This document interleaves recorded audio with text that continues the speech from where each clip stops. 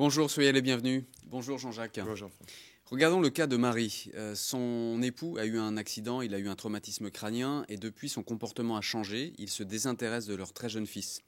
Marie, qui voudrait protéger son enfant dans cet environnement pénible, est en train de perdre espoir. Elle sombre dans la dépression. Elle se sent coupable vis-à-vis de son fils, de leur fils. Dans cette situation, comment peut-elle être la mère qu'elle rêve d'être ? Vous voyez, ce qui apparaît très clairement dans cette situation, c'est que Marie veille à tout prix à protéger son fils.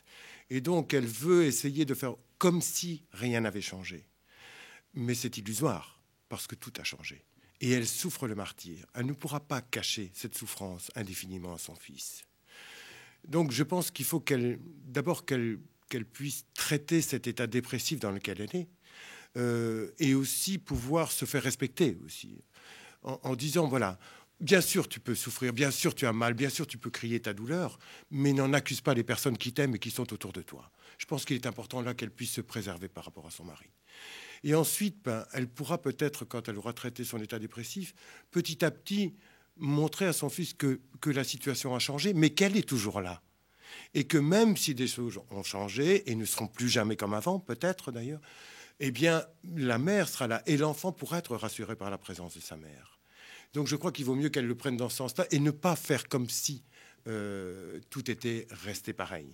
Vous savez, il est important que Marie sache aussi qu'il y a un phénomène qu'on appelle la résilience pour les enfants. Vous savez, un peu comme Nietzsche disait, ce qui ne tue pas rend plus fort. Et Boris Cyrulnik, par exemple, qui est quand même un psychologue très connu, et une référence, bien sûr, a montré que certains enfants pouvaient traverser des épreuves comme ça, non seulement sans être traumatisés complètement, mais en plus en tirer même des forces supplémentaires. Donc je pense qu'il vaut mieux là-dedans qu'elle affronte le problème aussi, et qu'elle ne veuille pas à tout prix mettre son fils en dehors de la vie familiale. Son fils qui a donc de grandes capacités d'adaptation comme tous les enfants. Merci beaucoup Jean-Jacques, à bientôt pour Regard de Psy.